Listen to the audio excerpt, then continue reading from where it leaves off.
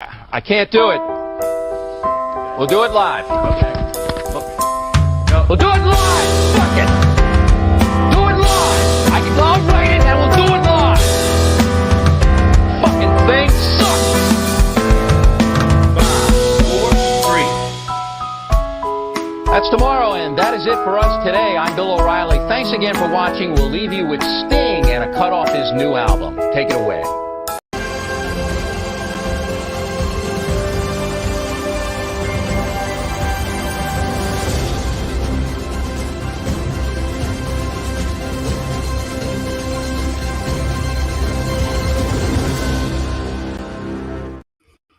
Yes, sir. Welcome back to the Universal Wrestling Podcast.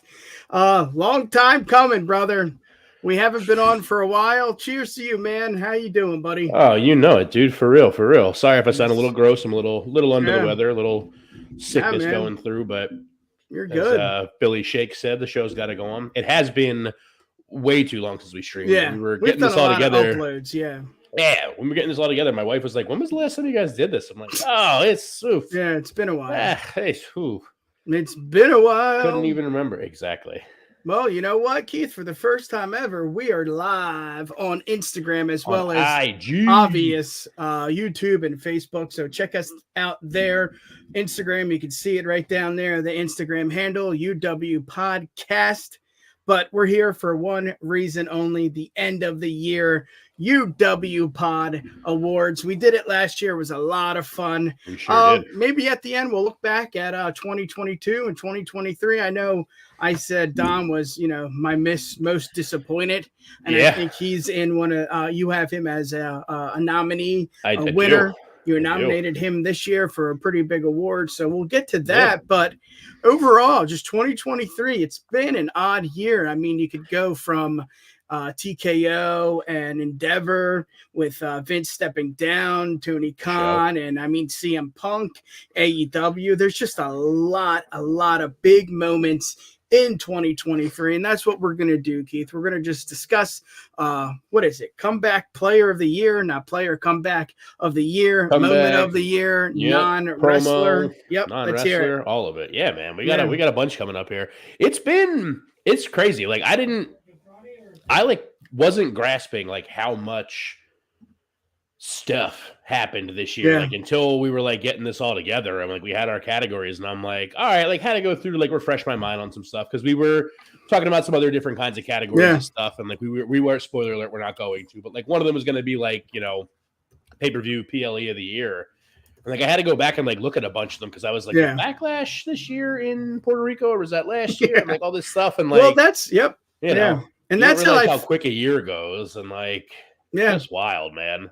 And that's how I felt with Cody Rhodes too. I'm like, did he return this year? Yeah, and it was WrestleMania. No, that was last year. This year he didn't finish the story. That was last year, 2022. Oh, yeah, 2022 is when he came back and fought Seth.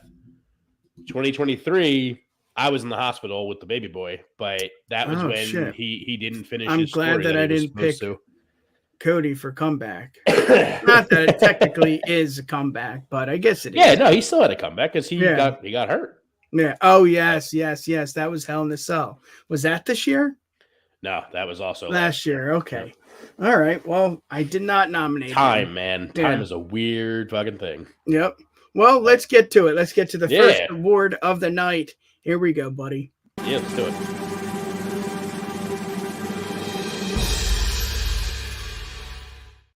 Yes, sir. Well, you see it on the screen.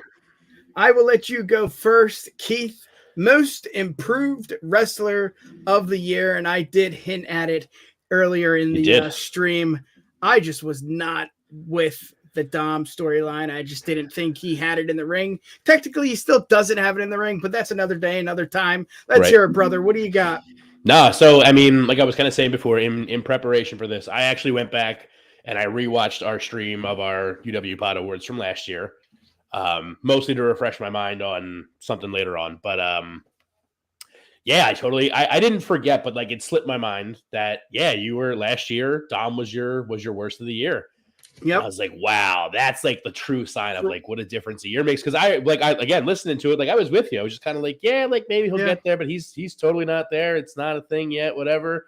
Yep. And like, boom, here we are a year later. And I absolutely, his ring stuff could still get better. But I think that's a thing with him though. That's always going to be that way because no matter what, everyone is always going to be like, well, he's Ray's son. Like he's not moving like Ray. He's also like twice the size of Ray. Yeah. At like a quarter of his age right now. So like he's a bigger guy. He's never gonna be Ray. If you can accept that he's not gonna be Ray, he's really not that bad in the ring. He's definitely gotten better than he was. And I mean, in terms of character work, we're there. I mean, last year we were talking about him. God. He was kind of like fresh into his turn last year where we're just kind of like, I don't really know what's happening here. Like it's not doing it for me. Maybe the Judgment Day will help him. Maybe it won't. The Judgment Day absolutely has helped. Oh, God, what was it? Was it Mania this year or was it Backlash where he showed up in the police van? Oh, that was Mania. Like, dude, just amazing. Yeah. He still had some bad moments coming out at the Rumble, trying to rip Ray's mask the whole way down, which didn't happen. But he's just come. I'm not saying that he has become the best wrestler in the world. No. But from where he was this time last year, he has come leaps and bounds. Oh, and it's awesome. I feel like he's only going to get better. He's just got to keep working. Yeah. No doubt about it. And it's cool to do things like this, the end of the year awards. I know a lot of podcasters are doing it, but just to reflect and go back and say, holy shit, I know 1 year. I mean, it's just incredible. And you make a lot of good points too, just with being, just having the business in your blood, that's tough enough. Oh yeah, and what he's doing on his own, yes, he has help from the Judgment Day and Finn Balor, but without them, I mean, he's still clicking on all cylinders. I mean, absolutely, he is. It's special. It really is. You only get the Charlotte Flairs, you only get the Doms. I'm going to put him in that category just because it's a once in a lifetime. Randy, yes. Cody, yes. Maybe even Ted DiBiase Jr. to an extent, but most improved, absolutely. Absolutely, sure. 110%. Well, and like the crazy thing is, it's like again, like all those guys you mentioned, your Codys, your Randys, DiBiase Juniors, Charlotte Flair, all those guys. What's up, bud? Justin all day. So happy to see him. Like all those other second, third generation guys, they're constantly getting compared to their parents, but like it's like different. You know what I mean? Like Cody, it is. No one's really holding Cody to the same thing that like they held Dusty to because it was a completely different time. Same thing with Randy and Cowboy Bob. Like, oh yeah, it's not the same. You know, like Cowboy Bob was ending matches with superplexes. Superplexes are like mid-match things now. Exactly. Dusty had the bionic elbow. He had an elbow other than like Kyrie saying like no one gets pinned off an elbow anything anymore, really. So like it was just a different world. Ray is still kind of in the newer sense and kind of like innovated all of the everything that's so common now that it's just like, it's constantly going to be an uphill battle for him. But I think he fought that battle real well this year and he's going to keep fighting. Oh, absolutely. But I want to get to yours because I didn't even consider her and I love it. I love it. It might be a stretch, but at all. Just the storyline was, not my favorite.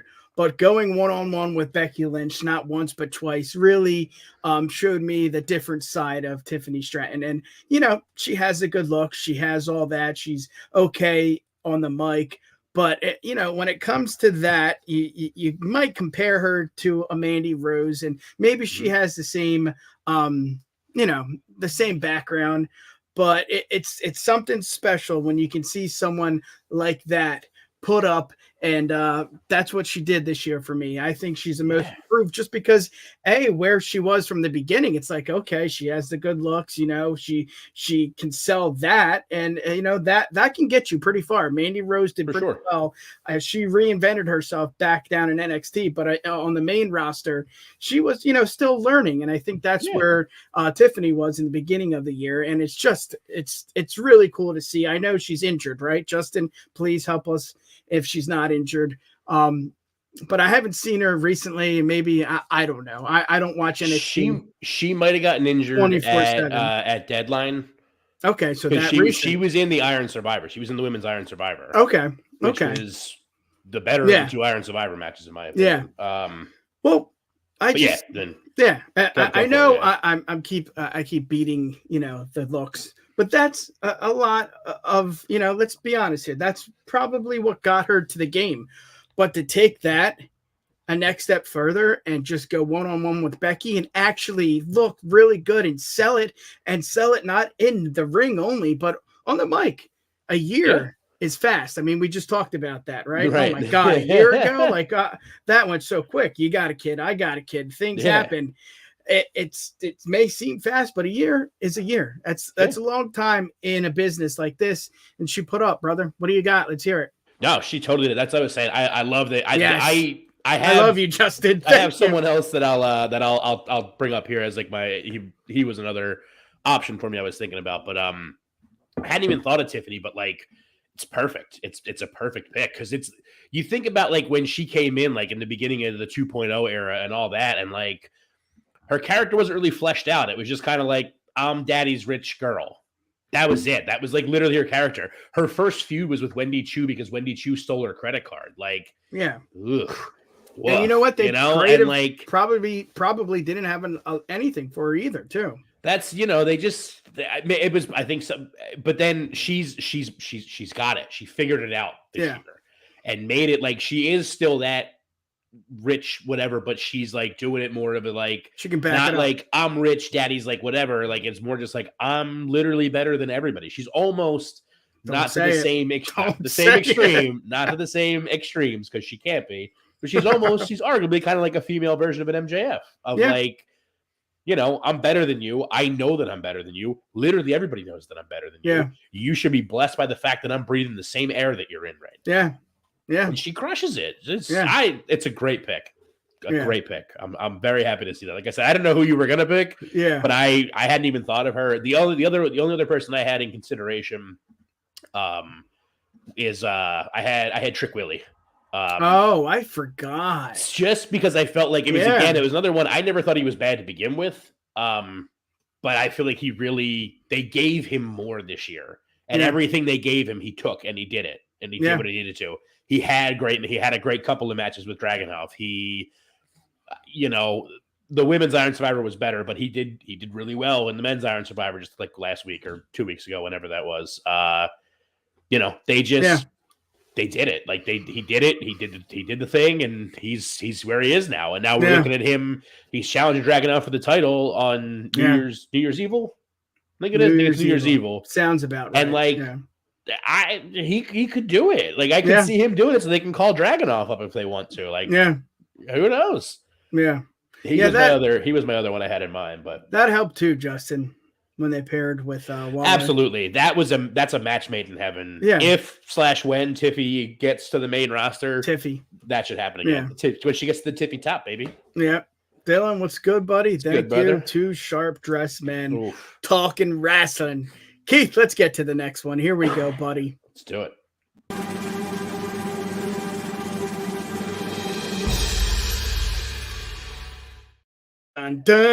Non-wrestler of the year. I was also going to go with a commentator. I was going to go with Michael Cole just because good call. Each and every PLE, he is just phenomenal. I mean, every time you hear something from a PLE, you got Michael Cole in the background. And, I'm not going to go too far into that. I want to hear what you got because Vic is really interesting. I mean, you got to respect him because he was on Monday Night Raw, and I guess Vince or whoever did not like him. So they brought in the guy from MLB Network. He didn't do so well. Then they brought in some Jimmy Smith guy from UFC. Yeah, he and didn't do so well. Adnan Virk. That's it. Yep. So he's been through it, man, and I like him better than Jimmy Smith and Adnan or Adnan Virk, whatever his name is. So let's hear it, man, because he's got a tough job, not only in NXT but with Booker T, and that's tough. Let's hear it. You took it right there. That's the whole, literally my whole reason for picking him. So my other one, just so I'm not going to get into it later, because my other option I had is your pick. We're going to talk about in a little bit, but I was kind of like, Again, we were talking about these kind of things. I didn't want us both picking the same of everybody for everything. So I was like, I'm gonna leave him because that's probably who's gonna be picked, and that's fine. And that's fine. I took Vic because Vic has arguably literally every single thing Vic commentates. Yeah. He might as well just be doing it on his own.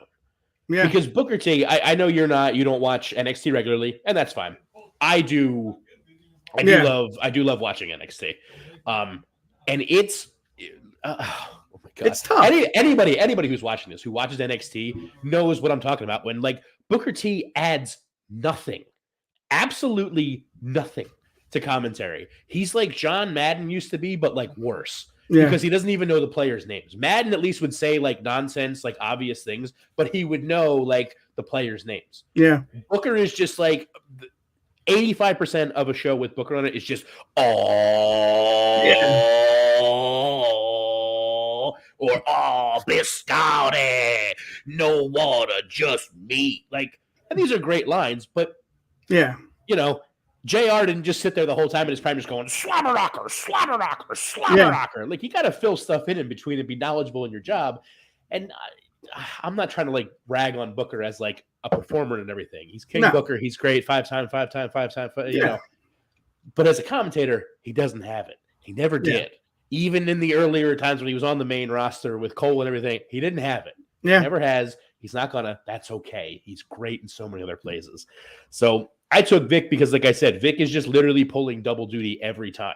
Yeah, it's tough. And he's a lot better with it on some episodes than others. There's some where you can tell Vic is just like, God damn it, man. What the hell? Like, Booker, just shut up. Like, please don't talk or listen to what I'm telling you as I'm asking you questions. Because there's times when Booker just outright ignores the things Vic's saying. Yeah. And Vic still just has to try to keep it going and keep it cohesive. And he does a really good job at it. So that's what I hear sometimes too, I think it was on Deadline, Booker T calls it out before it happens. So like it doesn't let the audience like watch it and understand it on their own. He says it before it happens. That's like a big no. I think Cole talking about that on McAfee's somehow, maybe it was Graves, but maybe it was JBL. I forget. Or maybe it was Jimmy Smith when we interviewed him, but right. You just can't do that. You got to let, if there's a big return, you don't say CM Punk is here, you let him return. Deadline's a great one because there was a point in Deadline. It was the match opener, not the pre-show, but Dirty Diamond Dragon Lee for the North American title, where Booker just keeps talking like Ray is not sitting at the desk there. Oh, that's Ray was there to watch it, and Booker just keeps talking. He's just like, "Oh, well, see, Rey Mysterio used to da-da-da-da." And there's multiple times where Vic's just like, "Book, he's sitting here, right? Yep. Like, he's right here." And Booker T it's like literally just whoop in one out the other. Just couldn't care any less. Yeah, it was it's brutal. I love Booker T. I feel bad like ragging on him, but that's why it was Vic for me. There's a good point here too, Justin. Not that Morrow was the end all be all, because it just wasn't. It was, Morrow, to be honest, is similar to Booker T. It wasn't everybody's cup of tea, but I loved them for what it was during the Black and Gold era of NXT. Let's get to my pick. And this was later in the year, so I didn't really know if I wanted to pick him, but I had to, just because it's just a different thing when it comes to a non-wrestler. You could have picked Paul Heyman, you could have picked a Michael Cole or Nick Aldis or what's his face. Ooh, one of us should have picked Aldis, friend of the channel. War Games, what the hell is his name? Regal. No. Pierce. Pierce, you could pick someone like that, or Titus O'Neil. I went down the list. I checked it twice. Ho ho ho! I went with Nana just because it's a good vibe, and the story with Swerve too, and just all how that happened, and it's just that's what you want, and it's just like a nice part of an AEW shows where he's coming out and he's just like, jiving and moving and just dancing. It's a good vibe. And I love Swerve. And of course I don't know, non-wrestler. It can be difficult looking down the list, like I said, but you had him on your list too. It's just, even what Justin said, it's just a good vibe. If you ain't vibing, he was literally these two that are here were literally the only two I had on my list for non-wrestler. Yeah. Anyone else? And the only one that's what I'm saying. Literally the only two I had, because And like I actually had Nana first, and then I was like, I should come with a backup because like I said, I didn't want us to have two. I didn't want either one of us scramble him, and so I just leaned toward Vic anyway because I thought about it more. And I love NXT. NXT is probably like one of the only shows that I'll consistently try to watch on a weekly basis. Yeah, trying to keep up with it on the weekly basis. Just because of like the nonsense. I love all the nonsense in it. There's good in-ring action, and it's just nonsense storylines. But Nana. Getting off track there. Nana was like the first pick for me because like I don't say this to take anything away from Swerve, but like Nana as part of the entrance is like a huge factor in why Swerve is so over. Yep. You know, a lot of it, so much more of it is on Swerve and his promos and his in-ring and his everything like that way. Absolutely. I am not taking anything away from any piece of that. But, you know, you hear that, you hear the Who's House, and you can immediately start going to the crowd, and everyone's already starting with the dancing. You know, they're going for it. Yeah, the Nana dance. You know, and he's the man. He's a great manager right now. He does what he needs to do. He gets the crowd hyped for his man, runs interference and stuff. I was like, and I think that's part of like why it was like these two were the only ones I had because like I was even trying to think of managers. I kind of skipped over the Wise Man because like He could be it every year. I contradict myself later on with stuff, but like I'm kind of getting a little bit over the tribal chief everything. Yep. Heyman's always there. It's kind of getting like formulaic a little bit. And like outside of that, I was like struggling to think of like any managers really that like add any kind of real like, value to anything. I thought I was teasing the idea of Roddy Strong, but like he's wrestled, so like he's not a non-wrestler. But his whole thing, the Adam and all that was, you know. Yeah. But yeah, these are the two. This is it. These were the two for me. Did you have anybody else in mind? No, you were saying Cole, I rattled off a few. Yeah, Cole just because he's so underrated. Absolutely. Pierce, I really can't think of anyone. I can't think of like, can't be like a, you know, maybe a Tony Khan, but still, he didn't move the needle for me as a non-wrestler, you know? Yeah. You could say Taz, maybe he's fun at some points, but. Taz is fun. Yeah. He would have been a good one too. Yeah. But no, I think it's these two, and that was that. Yeah, let's do it, buddy. Let's get to the next award. Here we go. Indeed.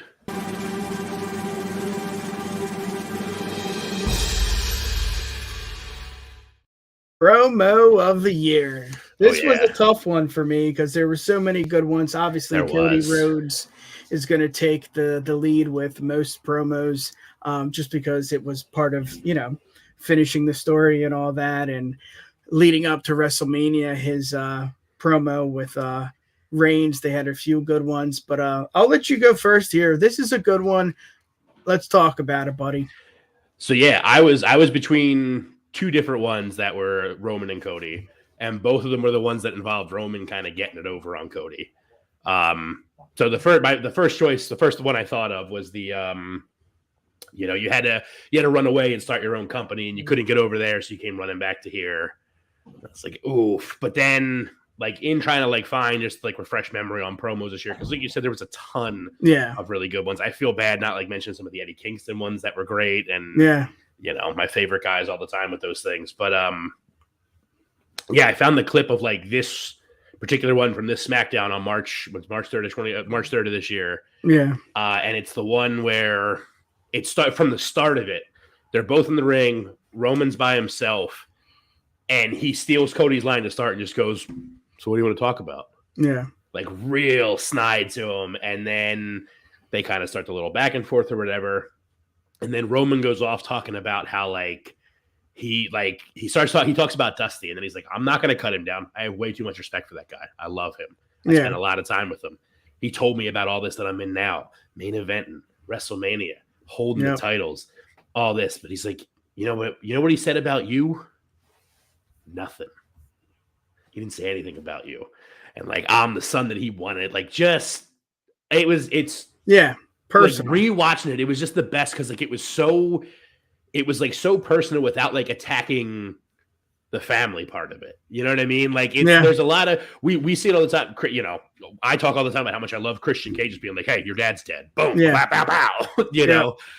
And like he does it great with that, but like this was such a good like heel just digging and just being like, mad respect for your dad. All the respect in the world, but let me tell you, he didn't even like you Yeah. He liked me way better. And it's like, oh, Christ. Like, Jesus.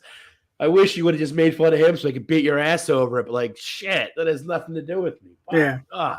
Yeah, it's good, man. It's good when it gets personal and it makes sense. You know, it makes sense. Just like Timmy King. What's up, buddy? Thanks for tuning in, brother. My man. Yeah, that whole it was just a fun ride. I mean, just the whole back and forth. Roman actually stepping up and performing well on the mic. I mean, he is good, but back in the day, man, he was bad. And going one-on-one with Cody, it's tough because Cody really means what he says, and it's really interesting when it gets personal. And you always know that they bring up Dusty. So when he brings up anyone, I mean, I don't know how many different promos Dusty's been in when they're battling Cody, but Roman Reigns did it pretty well here, and it made sense to do that just because of what he had with Dusty in NXT. But I'm going to get to mine, and I do mention Hangman and Swerve, but I don't think Swerve said one word in this promo. It was in November of this year, and it was before the Texas Death Match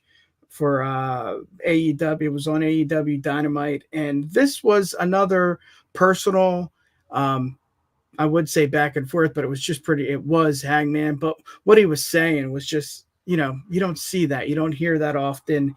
And what we got was Paige ripping into Swerve, talking about Swerve's kids, talking about how the fiance left him, and saying that Prince Nana is just using him and he just buys the weed. Remember that off the corner or something.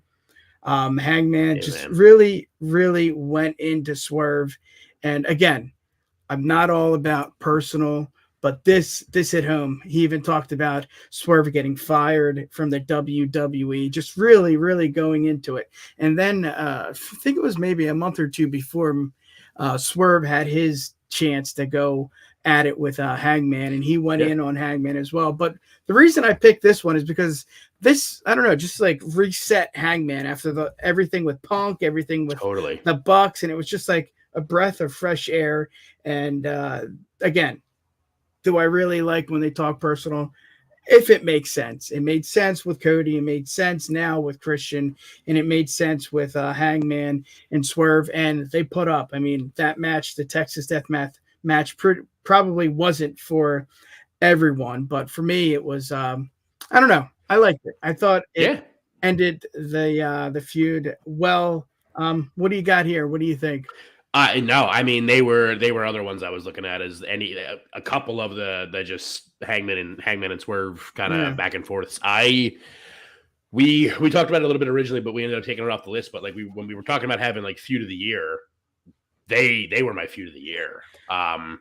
You nailed it with saying like this was such a good, everything that Hangman's done with Swerve has been such a good, it is literally a great reset for him. Yeah. Because it was like all this nonsense with the comment that he made about Punk that like didn't even seem that big of a deal, but set everything off, and now, you know, literally set the chain off that, you know, it was the catalyst to it all, like just all the nonsense, and like brought us where we are here now, which is everyone's got their own opinion there. But it was just these two have just I've loved it. I've loved it, and it's they do. It's just they click really well, and like I like that. It's like I love that like their whole everything is just like it's like ramped up to getting personal now. You know, like you were just saying, for as much as you might not like things getting personal all the time and stuff, this like didn't start that way. No. Like it just started out as like any other kind of like feud would start out of just like, oh, I'm bad, you're good, boop, boop, boop, boop, boop. And then like they had their matches and they just kept getting a little more intense. And then in between it, you know, Swerve breaks into Hangman's house and like puts a Swerve shirt on his infant son. And you know, like it's just like it just kind of like crept. And then like we got to this point that like when it gets to where it gets to in that death match, you're just like, like I might not enjoy what this I did. I'm not saying I didn't, because I'm with you. I enjoyed the hell out of that match, but like I might not enjoy what this match is doing. Like I might not enjoy the things that I'm watching happen in this, but I totally get why we're here with all of this. This makes so much sense that we're doing these things, that they're doing these things to each other and all. Just amazing. I think what I would reference, he said that Nana uses Swerve to sell merch and then uses that money to buy weed in the parking lot.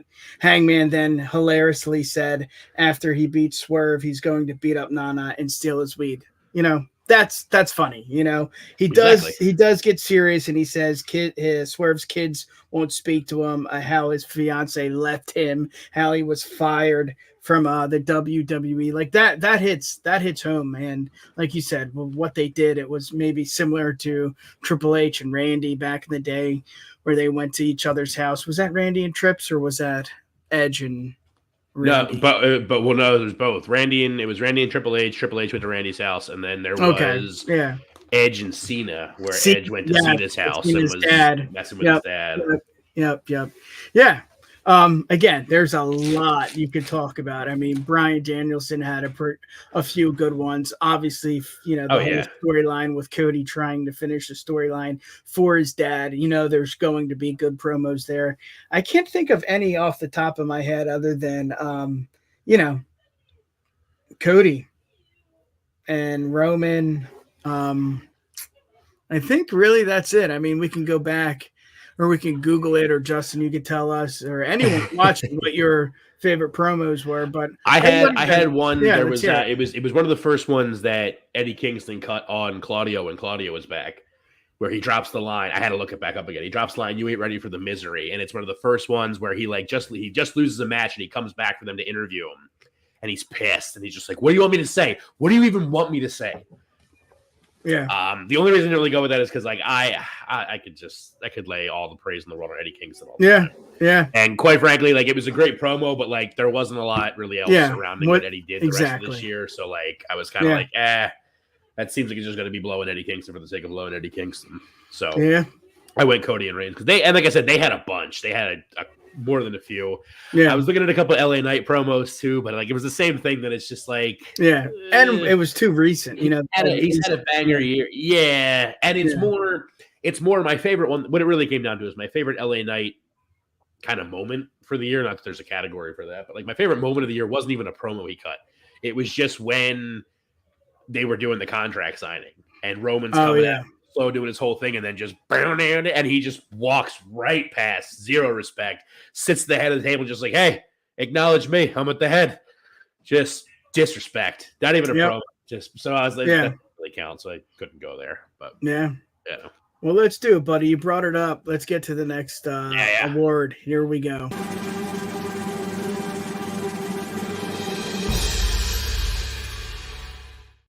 Dun dun dun! Moment of the year. I picture a guy. I mean, yes, this is it when it comes to moments. We've been waiting for this moment for a long time, and when it happened, it felt so good. I mean, it was the biggest pops I've heard in a long time. I mean, this is how a storyline, and it's still going on. And you know, maybe this could have been the end of the storyline. I don't know. Maybe, you know, hindsight's 2020. We'll go back in a few years and see, you know, how long this storyline went on. And if, you know, you hinted at it, maybe it's getting a little, you know, old. But this, speaking of old, the opposite, this was it. This was the hype. Was everything. And you just knew it, but you didn't know if it would happen. You didn't know if Sammy would cross that line, and he did. And just Sammy selling it, Sammy just, you know, creeping in the back, looking at Jimmy, looking at Jay, like, should I do this? Roman Reigns just egging him on, and you knew it. Like, you, as a fan, you're like, you know, I'm a podcaster. I watch wrestling for over 20 years. I know this is going to happen. And you're like, you know what? I don't know if this is going to happen. Those are the moments that you live for. This is, you know, one of the moments. You know, I talk about Rick, I'm sorry, I love you at WrestleMania, HBK putting down Old Yeller. That's one of my, you know, favorite moments of as a wrestling fan. But this is up there too. That might be 1A. This might be 1B. This is just, I don't know, the end all to be all when it comes to a storyline, when it comes to a moment. You know, Sammy makes great moments. You know, you talk about it often. The Jackass match was absolutely horrible, but he did what you needed It to what he do. needed to do. Yep. And it was entertaining for that reason and for Sammy only. And he did it here too. I mean, just fucking icing on the cake. I mean, this is beautiful. I want you to talk about this because I know this had to be 1A, 1B, 1C for you. Let's hear it. You have to know this was on my list. Yeah. This was on there. The promo that he cuts in Montreal before Elimination Chamber was also on my list for promo of the year. I forgot about that one until we brought this one back up. Yeah. When he says whatever he says to him in French, basically saying, like, I'm going to kick your ass. This for me is where everything Bloodline related peaked. Yep. I don't know that it should have ended there as much as I would love a world title run for Sami Zayn, and I do think he absolutely 1,000,000,000% deserves it. Elimination Chamber is not the place for someone to dethrone Roman. Like you need a WrestleMania for that. So it wasn't going to happen there, but my God, if it had happened, I don't even know what I would have done. Like my head would have literally exploded. It was Elimination Chamber, which was Sami turns on. Oh no, the term was Rumble. The term was the Rumble. Yeah, the term was the Rumble, but he fought Roman. Yep. This was beautiful. But it was the right time for it. It was the right everything else for it. And like you said, it was so good because it was like you weren't like positive that like Sammy was going to do it. Like you were pretty sure. Yeah. But like you weren't really positive because like I was also in the idea of with War Games, not 2 months beforehand.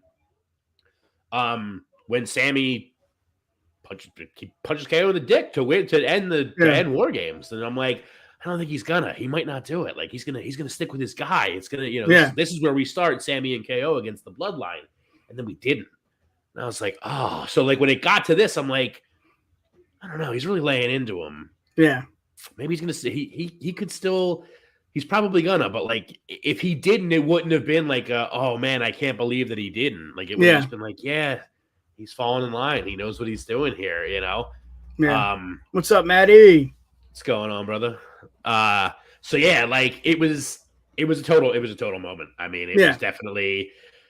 And when he does finally swing it, and like the way that like Roman does the fall, just like he did when Seth turned on him in the Shield, and it was just like yes. And the one of the best parts of it for me is swings it. Roman goes down, and the first thing Sammy does is look at Jay and be like, I'm sorry.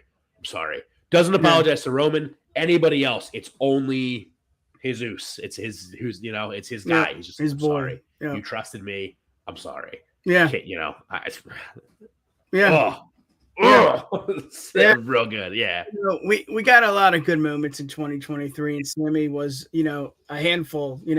He was part of a lot of them, winning the title with KO, the tag team. But at the end of the day, I mean, 2023, there's no bigger moment than Sammy turning on Roman Reigns. There's no bigger feud. There's no bigger faction than the Bloodline in 2023. There's no bigger storyline, Keith, in 2023 than the Bloodline. And having the Bloodline crumble like they did under Sami Zayn, him taking over and showing, the Bloodline, like, I don't need you. I'm going to win the tag team titles with my best friend, and I'm going to, carry them for a little bit. It wasn't a great run, but, it wasn't about, the run. It was more about the moment of KO and Sami in the tag team titles. There's no bigger moment until your guy steps into the picture. Let's hear it. Let's talk about it because, this is big. As much as Bloodline was big, he's up there. Let's hear it. Yeah, well, it's my, as you can see, my moment was Gunther breaking Honky Tonk's IC title reign record. It's something that I wanted from like the minute that they first mentioned, like, hey, Gunther's had the title for like a year now. I was like, oh man, he's gotta break the freaking Honky Tonk Man's record. Yeah, and I'm sure everyone who's kind of watching is wrestling fans enough, but like for anyone who doesn't know, like Honky Tonk Man was never even supposed to win the IC title that night. Yeah. Let alone have it for as long as he did. He was never supposed to even win it to begin with. He wasn't supposed to be in that match. It was supposed to be what's his face? Butch Reed, who no-showed. So like, you go out and you'll win it. And then he did. And then just through all this shenanigans and nonsense, he kept it and suddenly had this record-shattering, this record-setting run. And it's like, bro, the Elvis impersonator has this? For how long was it, too? I mean, Warrior beat him in, like, what, 86? Like, that record stood for 30-some years? That's nuts, man. No, that can't happen. So once they started talking about it, I was like, they have to make him do it. And they finally did, and it was just everything for me. How many times on how many streams were we talking about where I'm just like, he's got to do it. He's got to break Honky Tonk Man. He's not losing it until then. He's got to break the record. Yeah. So he did it, and it was just so big for me for it. Yeah. And he's getting to be, I saw a thing just today, funnily enough, talking about all this. I saw a thing just today that he's like, I think it's 54 days from like having the longest, even like cumulative like reigns. Like his one run will be the longest full-blown intercontinental reign ever, more than like Pedro Morales had like 2 runs that equaled to be like 600 and something, and Gunther's only like 50 some days away from it. 54. He's really close to eclipsing Miz's 8 combined runs just with this one. Amazing. Yeah. I don't say deserve a lot, but this guy deserves it. Yeah. Yeah. Exactly. I hate saying that word. Yeah. He's the prime example of someone who put the work in for it. You know, there's like the story that like floated around, like when he first got called up to the main roster, he was still a little on the pudgier-ish side. Don't tell him I called him pudgy. I don't want him to slap my face off. Jesus, he'll take my head off in one shot. But like, he was a little like on the out of shape side of things when he first came up. He had like the segment with R-Truth being what was it? Uncle Sam. Yeah. And Vince was like, I don't think this guy gets it. Like, I don't know what it is. Like, Vince wasn't on board, and Triple H was like, shh, just let it be. Yep. And then that's when Gunther put the work in. He looks like he does now. Look at this friggin' stud down here. Yeah. And he just makes it. And like the craziest thing is he's like one of the few people that like he's might have lost like some of the girth that he had, but like nothing about his power moves looks any less believable now. Like when he throws one of those chops, you're still just like, oh, it hurts you when he throws it. And he's just the man. It's well deserved. It's absolutely deserved. I think this award is like the MVP. You know, like when it comes to wrestling, it's all about the moments. I mean, how many times have we said that? You know, yes, you know, submission matches are cool, and you know, someone going over that night and winning the title maybe for the first time, that's really cool. But the moments are there. You know, the moments that are not part of wrestling. I mean, I saw some tweet, I think it was last week, and they did the percentage of wrestling during a wrestling show, and it was just like 56% for Monday Night Raw, and it's like 50, or maybe it was lower than that. I don't know, but it's just like, it just shows you like the entertainment aspect of professional wrestling is what sells it. And for me, you know, Sammy, you know, turning on Roman Reigns sold it. Let's get to the next one. Totally. Here we go, buddy.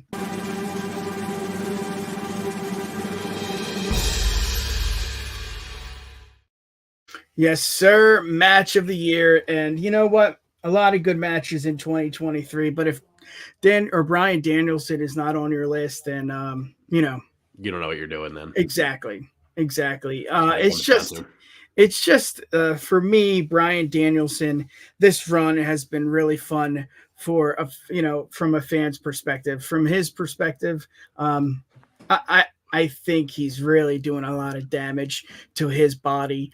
Again, it's entertainment at its finest, and he's one of the best to lace up the boots in the world of professional wrestling, entertainment-wise. And, of course, we know it in ring. He is up there with the greats. This year was phenomenal for Bryan Danielson. I'm going to go first. MJF and Bryan Danielson go one-on-one at AEW Revolution. As much as I knew MJF would be where he is right now, you just know it. You know what he has.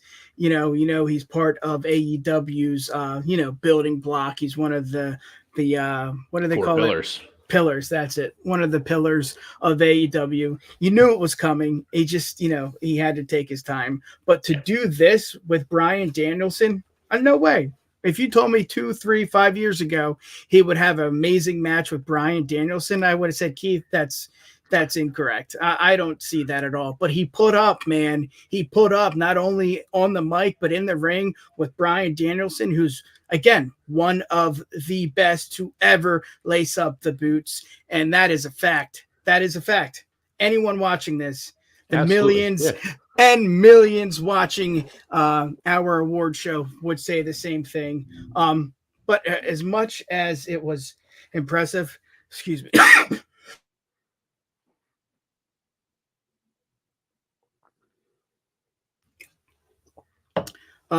Back to the program. As impressive it was for MJF to lace up the boots and go one-on-one with Danielson and make it believable.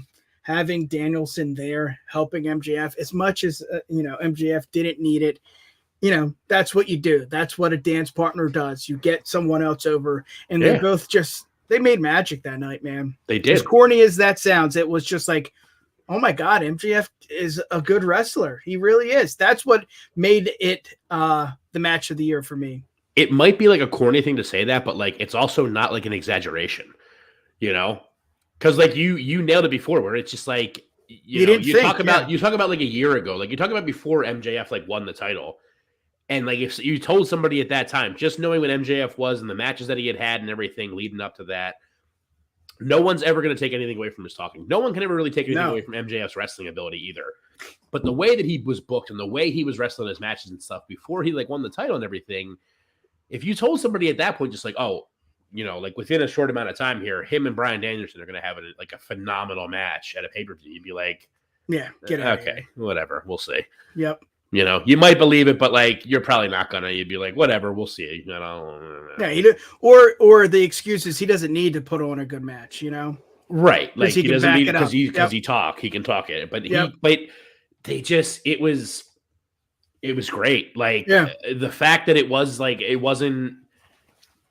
I don't even like. I'm like struggling with words for it because it was just tough, this was the Iron Man match, correct? I'm not wrong in that. Oh God, you're asking me. Was this the Iron Man match with them at Revolution? I think so, just because, because it's like, no way he can do that. That's what I mean. Like you were counting them out to begin with, even if this one we're talking about wasn't the Iron Man match, which I'm pretty sure this was, but either way, like you're counting them out beforehand, and then like it wasn't even like he goes up first, like he goes up like 2-0 over Danielson. And you're like, whoa, wait a minute. Like, is he going to just like sweep him here? And then Danielson gets the 2 back like right away. And then he goes up 1 and then Danielson gets it back right away. And then they go to the sudden death for it. Like, just wild. I'm actually, the more than I'm talking about, I don't know that this was the Iron Man, but just even that is like more of a testament of just like the fact that like they've had more than just one amazing match this year. Like, it really is all about the dance partner. And like, again, this was 60-minute Iron Man match. Yep. And they go to sudden death. He wins 4-3. AEW Rev 4-3 and sudden death overtime. So like that's what I'm saying. Like it was just like this whole thing that like he went up 2 first, and then Danielson had to like fight back to get it, and then they tie, and then or it's a tie, so he doesn't lose, and then it's like no, we're going sudden death, and like you think for a second it's gonna be like MJF's not gonna go sudden. No way. Yeah. On his side, he's gonna be like, no, I'll take the tie and I keep my friggin' title. Get out of here. Yep. I gotta prove this. But instead, he's like, "You're on. You're on. I got you." And he does, and he wins it. And, This proved like MJF was like, the man. Like it made it like it was for anybody else who was like, I don't think anybody who had any kind of thoughts of like, I don't think MJF should be holding the title. It's like, really? Because watch this, because he should. This is why. Well, and Justin brings up another good point, and he has. Yes, this was. This could easily be one of the greatest, if not the greatest. I'm ready for the hate when I say this. This Iron Man match was 10,000 times better than Shawn and Brett's. With the no falls, sudden death overtime, Shawn wins. I love Shawn Michaels. I love Bret Hart to some extent. Yeah. This was thousands of times better than that Iron Man match. Easily. I think most people would say the same thing. Keith, you got another Danielson match. Let's hear it, buddy. Absolutely. So it for me, I looked through a couple options for my match of the year here. But to me, when it really came down to it, it was never not going to be Danielson and Zack Sabre Jr. This is a match that any somewhat indie-related wrestling fan has wanted from the time that Zack Sabre Jr. has shown up on the scene. Yep. They have there's constantly been a thing of like, oh man, dream matches if everyone was in their prime.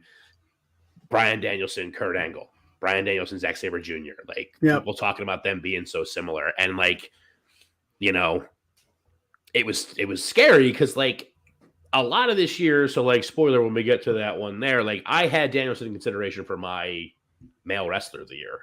I didn't pick him, but a big part of that was because he was injured for like a decent chunk of this year, like at different times. So like when Forbidden Door happened, that's when we thought it was going to happen, and it didn't for whatever reason. And it was him and Okada instead, which like, hey, guess what else was considered for my match of the year? Like, you know, great stuff going on there. And it's just like, well, maybe we're not going to get Zack Sabre Jr. And then they mentioned Wrestle Dream came up and we're like, this is it. This has to happen now. You had the first chance and you didn't. It's got to be now. And then they did it. And it's just, you know, you talk about like clinics of technical wrestling or like textbook technical wrestling. Like, you don't have to have a textbook anymore. You don't have to give anybody a textbook for technical wrestling. Just put this match on and let them watch what they do, because that's all that it is. It's just holds reversing into holds, into backslides, into holds, into holds. Like, it's not even that like much of like a punch, kick, choppy, hit a lot match. It's a lot of just like, you know, just submissions that you never see, and like reversals from those of like, you know, and then Danielson basically wins with a regal plex, which is like one of my favorite like never used moves anymore, and like just whips that out of nowhere, and then does that 2 boost like UDs, and boom, it's over. And then he gives the show a respect, and ZSJ's like, fuck you, we're not done. We're not done, old man. We're not done. And it's like, yes, oh my God. And it's like, there was definitely some worry for me going in. It's like, can Bryan do this one still? Is it still going to live up to the potential that we wanted it to? And it did. And then some. Yeah. Beautiful. Just a beautiful, beautiful match. Yeah. These are 2 great matches. Yeah. And 2, like, I don't know, heading into both matches, it's just like different, you know? Yeah. Can MJF do it? Yeah, he can. Sabre, oh yeah, this is gonna kick ass. Let's do it. Wrestle Dream. Let's invent a pay-per-view for these 2 guys. You know, it's literally like MJF, Danielson, Iron Man. Can MJF do this? Like, can MJF do it and make this a good match? Yeah. Danielson, Zack Sabre Jr. It's like, can this match live up to the expectations that I'm setting? Yep. Because they're high. You said it. And in both cases, they nailed it. It's just they both got smashed out of the park. Yep. Yeah. Awesome. Buddy, we got 2 more awards to hand out. Let's get to the next one. Here we go.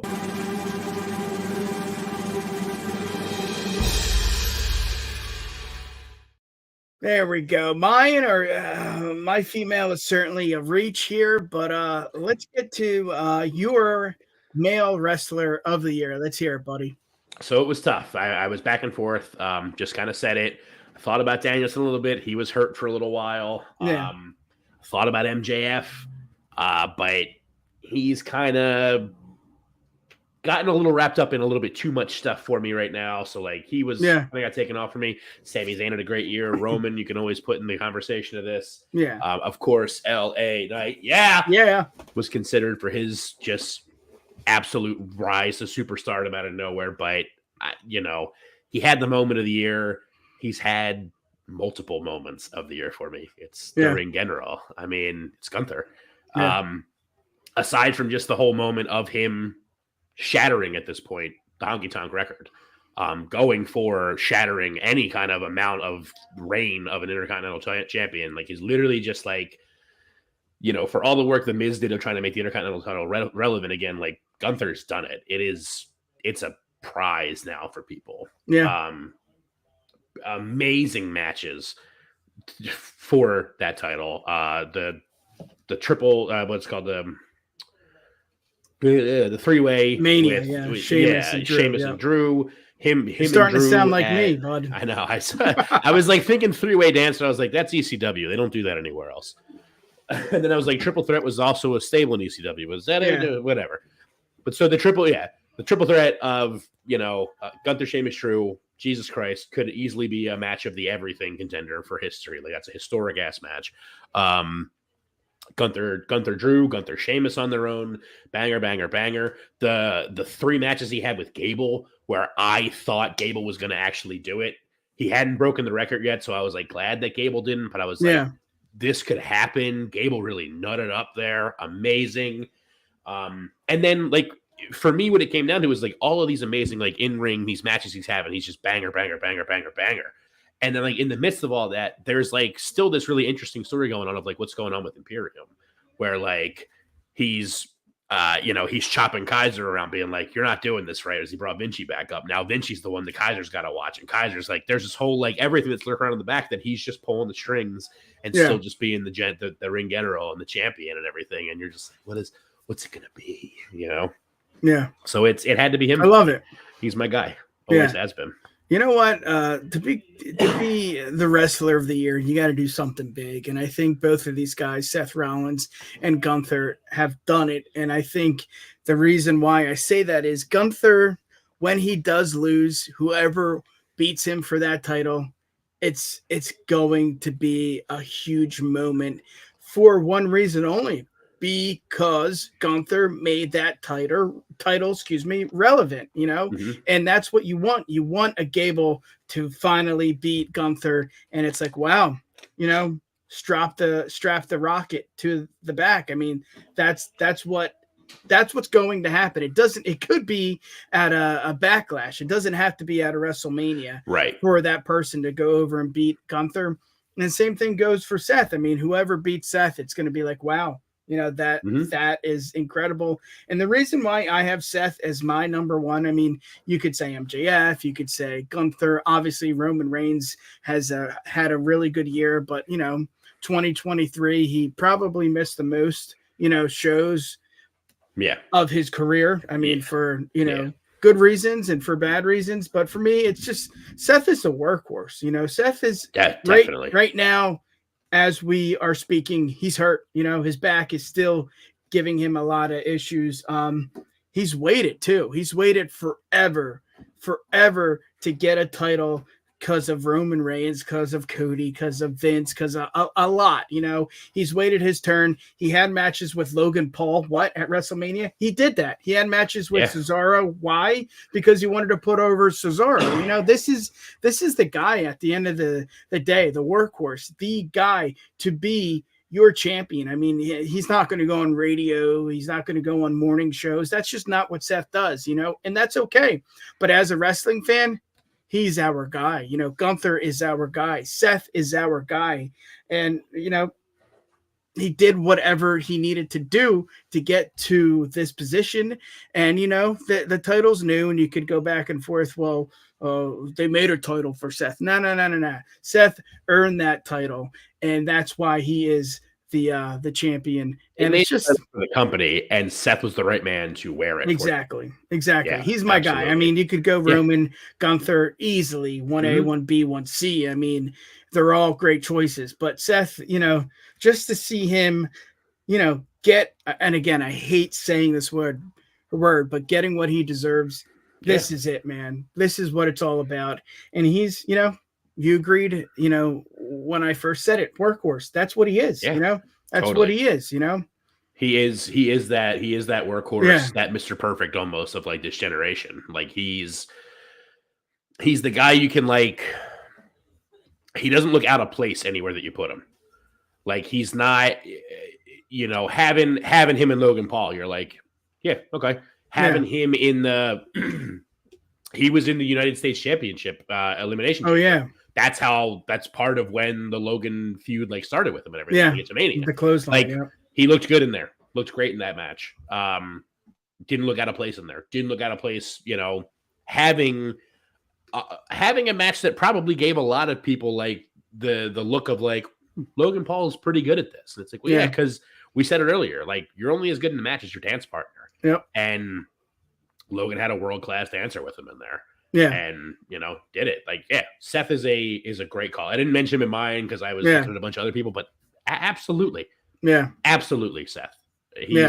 Seth has been, once Seth reached the top the first time, he's never had any reason to not be up there. Yeah. Or not be at least believable up in that general area of the top. Yeah.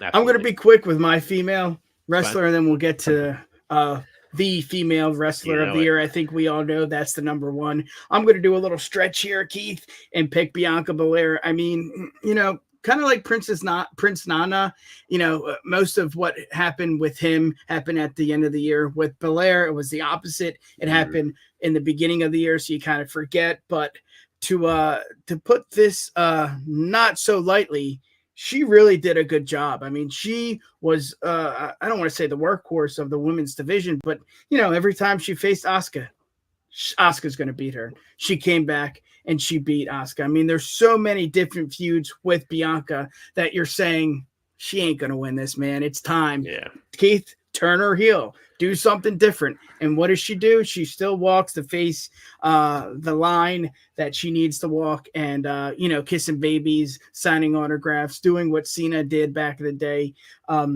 Do I agree with you? 110%. Turn her heel. But as a role model and what she stood for, I mean, to say that she did nothing with her title reigns is not. It's tough because you wanted Becky to win, you wanted Asuka to win, and then at the end of her reign, you're like, okay, she needs to take some time off. But that's what they do. The wrestlers of the year, that's what you do. You work your ass off, and then you take some time off, and that's what she's doing. Is it a stretch? Yes.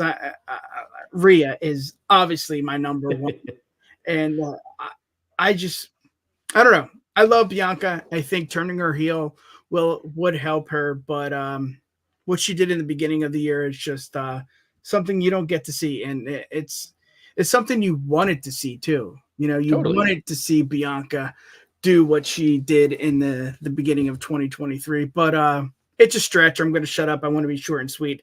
Rhea is the number one. I'm with you, Keith. Take it away, brother. I had two other names on my list for women of the year. It's good, Braden. Graydon, sorry. But yeah, I had two other women on my list that I'll get back to them later. But it was never. It's no competition. I mean, it was never not going to be mommy. And it's. I will be the first one to say her title reign hasn't been the most exciting thing. It's almost like the title has been like secondary to anything else that she does. Yeah. But it's also, she's still, everything that she has been doing and everything storyline wise she's involved in and everything else she does, she's still that world beater. Like part of the reason why it's like, for me anyway, part of the reason why I think that like her title reign hasn't necessarily been like the most exciting thing is it's because like there's no one that's like on her level, in my opinion. You know what I mean? Yeah. Like whatever has happened now, but like earlier in the year, like, no, Liv Morgan's not beating her for the title. Neither is I'm trying to think of other ones. Neither is Zoe Stark. Zoe Stark's great, but like Zoe Stark was never beating her at Crown Jewel. There was never even a thought crossing my mind of that happening. That was never happening. Where she's Nia. Nia could. That still needs to be built up more, and they're still working on that and all. And that we're gonna get somewhere with that one. That's fine, but like just Yeah. Zelina was never beating her, even in Puerto Rico. God. That was never happening. Like she's just they finally got it where they have good stories going for her while booking her like she was booked in NXT of just being like, nope, I am slightly taller than everyone else in this division. I'm gonna kill all of you, and she does. And especially like it's great when she does get to have like those Zelina matches because she pins Zelina and it looks like she folds Zelina into like a square because of how much bigger and more dominant she is than Zelina. And then there's just that whole piece of it too of just the whole, the Puerto Rican flag. Watch the clip of Rhea signing the autograph and then she licks the paper and it's like some dude bought that for like $600 and no one, when that happened, there was very few men that were like, that's crazy. Like I heard that and I'm like, I'm surprised it wasn't like an even grand, honestly. I'm surprised. Yeah. I'm not saying I would have had that disposable income to do that. Even if I did, I wouldn't have done that because that's a hard thing to try to explain to your significant other. But like, it wasn't like a thing that I was like, oh, that's weird. It was like, yeah, sounds about right. Yep. Yeah, Justin gets it. She's just had the year. She's had everything. I forgot about her getting the win back over Charlotte at Mania. Fantastic. Yep. That was where it needed to start. That's where it needed to be. That's where we needed everything to be. That was fantastic. Just all of it. And even now, like even as we speak this last like week or so of like, Dom lost the North American title. She's not very happy with him now. No. Is she the leader of the Judgment Day? She's trying to say Damian is, but he's not really, and she totally is. And we've been saying that, but like now she's like, no, I am the goddamn leader. It's like, yes, you are. Yeah. Yes, you are, buddy. Yeah. Yes. She is. No one can touch her. The only other two I had on my list, like again, they just were never taken Rhea over. Toni Storm. Once the timeless stuff started, shut it down. No one can touch her, in my opinion, in AEW. Toni is the top of AEW. And then also, like as a sleeper pick, Masha Slamovich. Slamovich like just had a very sleeper, awesome year, putting on some great matches in Impact. Also won the GCW title from friggin' Nick Gage. Like, Jesus Christ. And then defended it against him, too, in just some horrific GCW matches. Yeah. Easily could have been up there, too. But in terms of the stock of it all, popularity. Absolutely. Yeah. There's nothing. I mean, you can go to New Japan. You can mention somebody from Impact. You could say someone from, AEW. But at the end of the day, it's Rhea, and it's Rhea. I mean, come on. Facts are facts. Keith, let's get to the most important word of the year. Let's go, baby.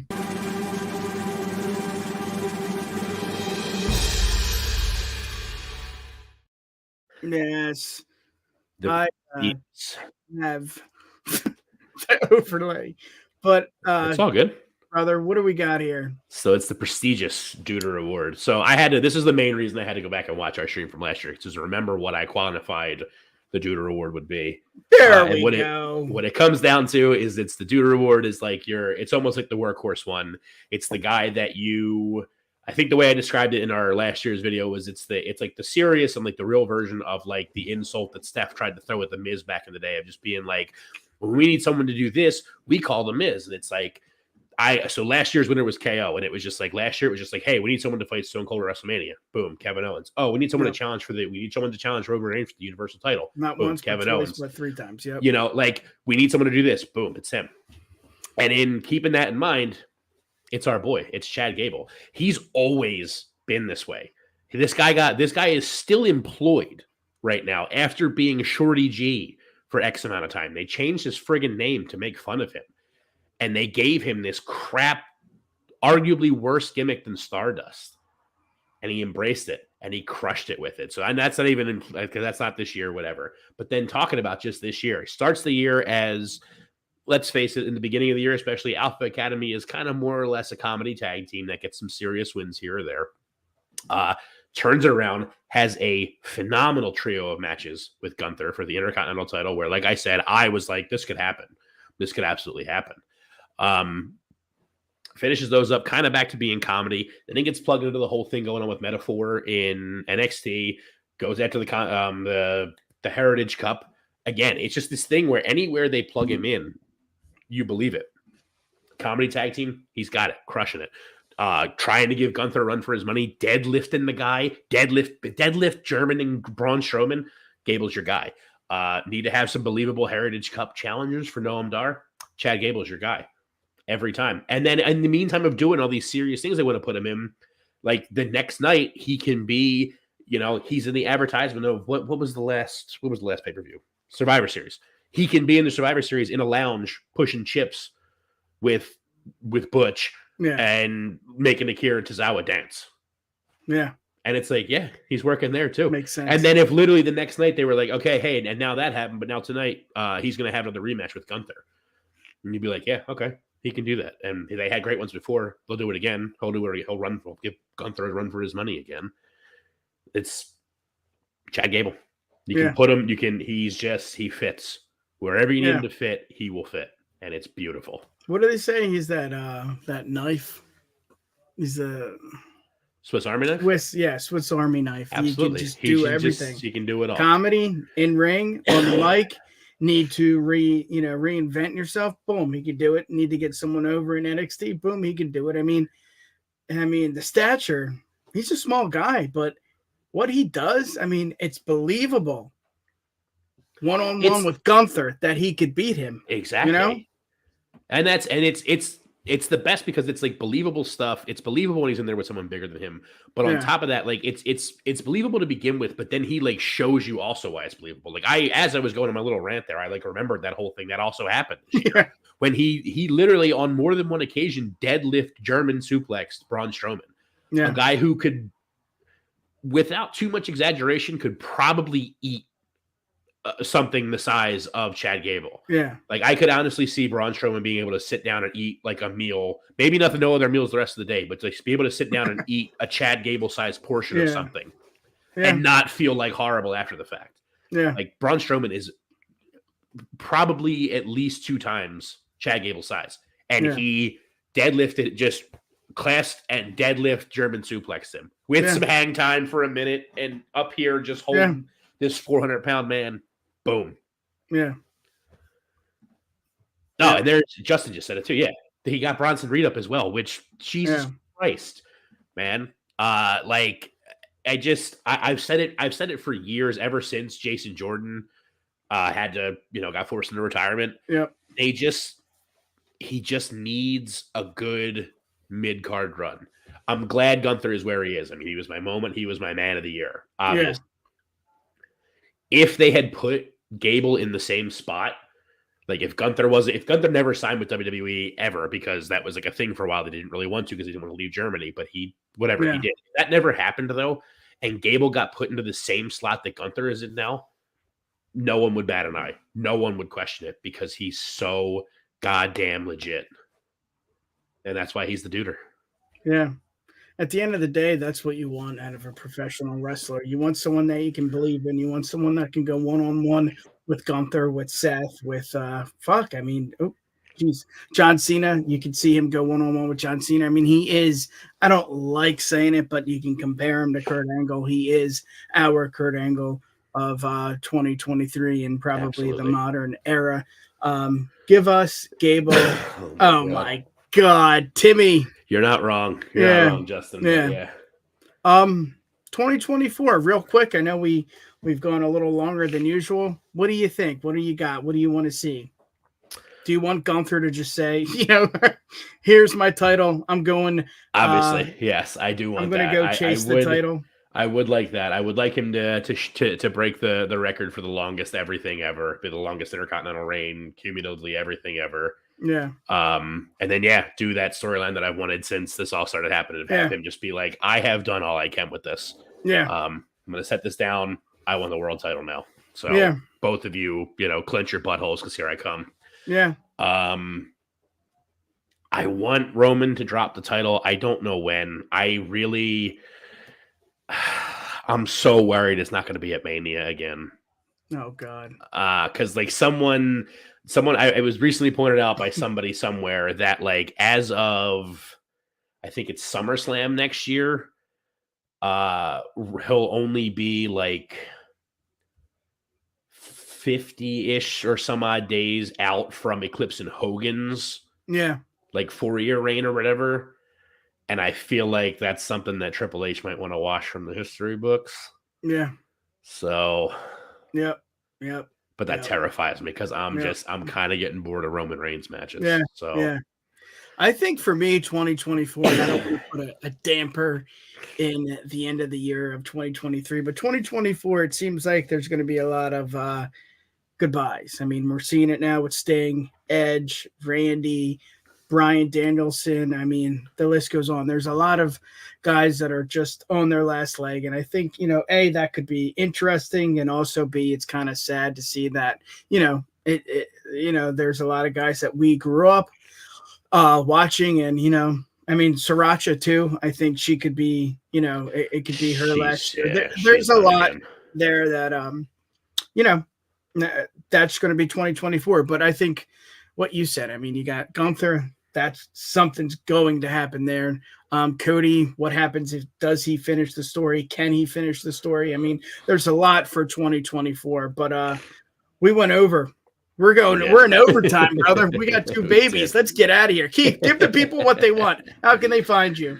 You already know I'm on X at Keith of the Ring, Instagram at _ Keith of the Ring, and I'm on TikTok at Keith of the Ring. Yes, sir. Pretty much the only places I do anything. We got a big announcement soon in the works. That's right. Beginning of 2024. Yes. Hold on tight. Strap those seatbelts. A lot of cool things happening for the UW pod. Let's get to it, buddy. You can find us on Twitter, X at the UW pod, Instagram at UW podcast. Keith, we do have a fancy website, uwpod.com. If you're watching us on Instagram for the first time, thank you so much. Yes. Same thing as X, the UW pod. We love you guys. Happy New Year. If you're celebrating anything, happy holidays. Justin, you are the fan of the year. We love you, buddy. Yes. Take it easy. Woo! Yeah, baby. And here it comes. Thank you for listening to another edition of the Universal Wrestling Podcast. Slice that blood up and